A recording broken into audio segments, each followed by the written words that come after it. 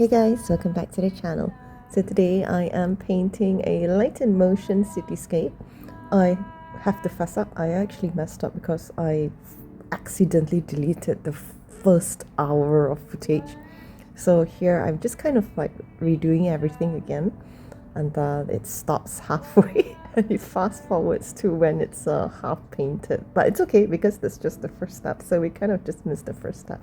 So anyway, what I did is I'm just kind of painting the first layer, like prime the canvas, and a very thin layer of portrait tone. And then I want to sketch out my cityscape here. So for this one, I'm trying to do something a little bit different. I wanted to try maybe like from a fisheye kind of lens, but it was a bit difficult. So one side here, like I'm going to make it a little bit curvy, then I can play with the lights. So as you can see, this part of the building is a little bit curved, whilst this side is kind of slanted towards the right. And this is kind of like fast forward 1 hour later because I was so pissed off at myself. I have this thing where I just like to clear my phone, and then I will also empty the recycle bin, and then I have no idea why I accidentally deleted it. So the first part here, I've just kind of like mapped out the buildings and the first thin layer of paint, so that I know what color I want it to be and roughly what the shape is. And I think you can see this step in most of my previous videos. So right now I am just kind of painting the second layer, so we haven't missed that much. So for this cityscape, I draw inspiration from, I think I was kind of going for like cyberpunk or like Tokyo or Times Square with the billboard. So the colors that I'm using are like purplish blue and green and a little bit of turquoise, so it's a bit more like brighter and colorful, not the usual dark gray cityscapes, because there'll be a lot of bright details. So I usually like to paint the first base darker. So like over here, this would be like a pink building, but if you just paint pink on this, then it looks a little bit too too bright for this whole landscape. So when I paint pink on top of purple later on for my third layer, then the color will kind of just blend into the landscape a little bit more seamlessly. So I was trying to keep this colorful. So the building behind, I painted in teal green, and then this one's will be turquoise mixed with a little bit of purple, and then the other one will be a purple pale mixed with a little bit of blue. So they are kind of like quite harmonious colors, but also each block has a different shade.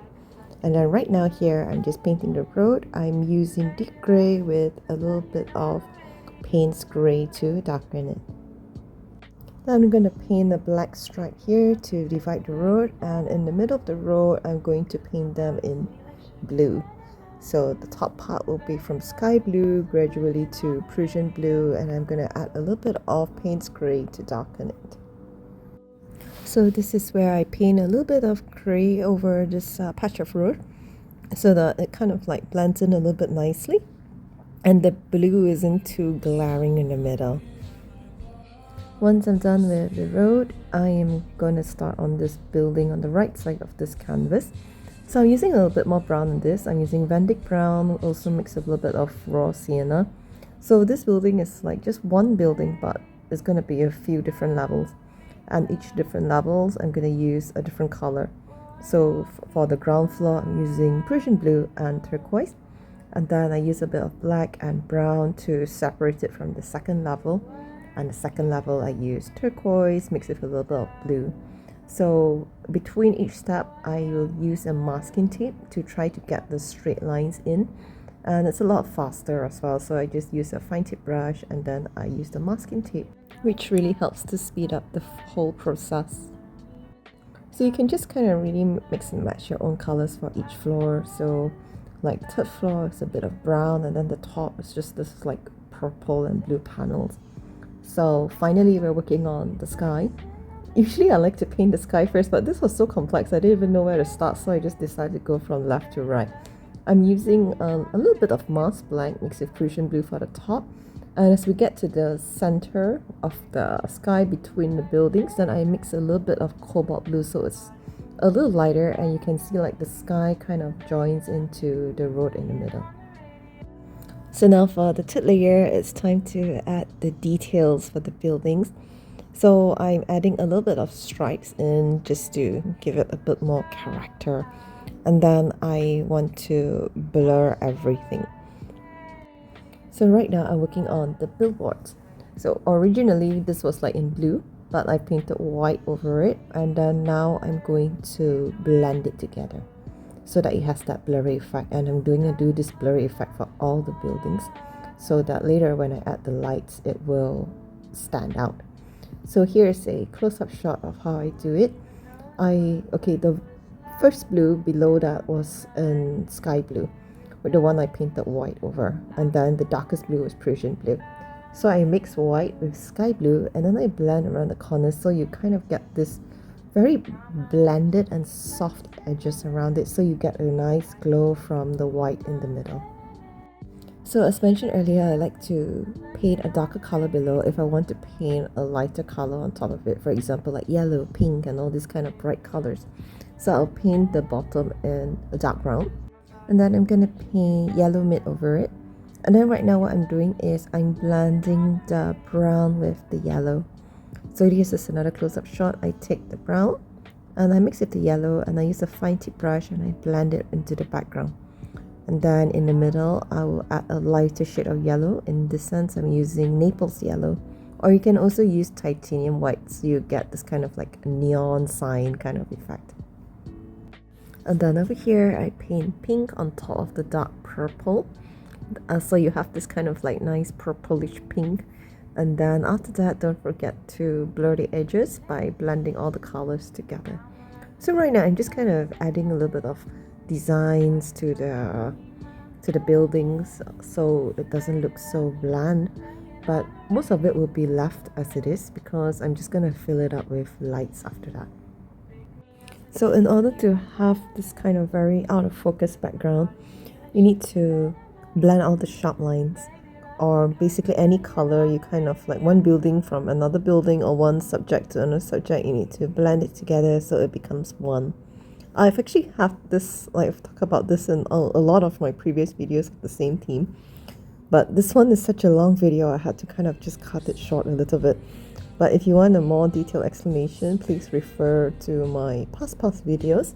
But basically you take the two colors that you want to blend or soften together, and for any sharp lines in the middle you will use that color, the mixture of both colors, and then you kind of blend it together so it becomes one gradient. Like so, for example, over here on the ground floor I'm trying to soften the partition between the Prussian blue and turquoise blue, so I mix both this color and I paint it in the middle and then I blend it. So continue to blur everything, and then once that is done, I'm adding a little bit of details to this building here. So what I want to do is kind of add a few like glass panels, and even for these lines I'm also blurring it so that it doesn't look so sharp. By doing so, I'm just using a fine tip brush, and then I mix it with a little bit of water, and then I draw the line, and then I kind of blend it by moving the brush back and forth following the line. Now it is time to kind of start having fun with the painting.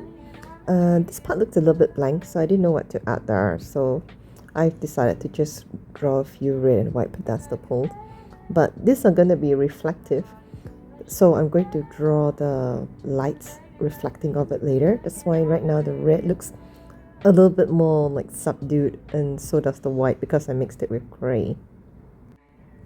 It's kind of hard to explain this part because I'm not really sure to be honest, I'm not really sure what I'm doing either, but I'm just kind of having fun with it. So I'm kind of just drawing like white on neon streaks of lights in Naples yellow or titanium white, or over here in a pole, then this is where I add the white and I add the red. I want this to be kind of like a little bit chaotic, so the lights are just like trailing around everywhere. So the idea of this is kind of like when you're intoxicated or super intoxicated, you can't see straight. Or maybe when you're taking like light trail photographies, when you move the camera and there are all these like bright lights around. So that's kind of like what I'm trying to get at. So I'm just going in with a fine tip brush size 000, and I'm kind of matching in, like drawing these little lines, but because this side of the building is curved, so I'm trying to make the lines follow the flow of the building as well. So it's as you can see, it's kind of like a little curve. The lines are not straight, it's just kind of like following the shape of the building as well. Then I'm just pretty much trying to fill up the blank spaces with all these tiny little white stripes or lights, or when painting like neon lights over the background.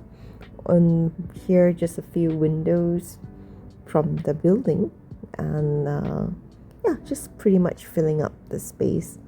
And of course you have to have a little bit of neon pink and red in the bright city as well. So the road looks a little bit blank, but you know, in big cities there are this kind of like little dividers or little poles on the side of the road to divide things. So that's where I kind of drew these lines there.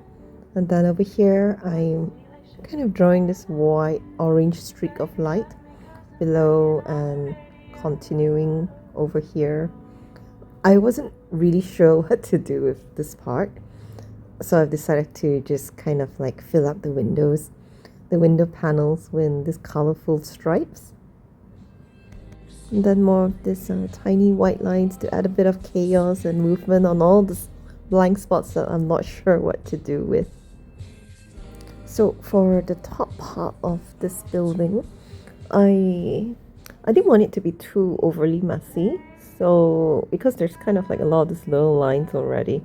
So for some of these glass panels here, the ones that are lit up, I use a lighter shade of brown or a lighter shade of turquoise. Then I add a bit of the tiny lines again, and here I wanted something different, so you can see that there was this like this lights moving in kind of like circular motion on the top right, and I thought that was quite a nice touch. And then this side here, I've just decided to add a few more billboards. So I just paint white and then I paint blue around it and I blend it into the background. I think billboards are a great filler when you don't really know what to do with that space. But I actually kind of liked how this turned out. I was a bit skeptical at first because I was like, oh, it might be a bit too messy and there's just all these lines going on. But it's a bit chaotic and a little bit abstractish. So I'm quite happy with how it turned out.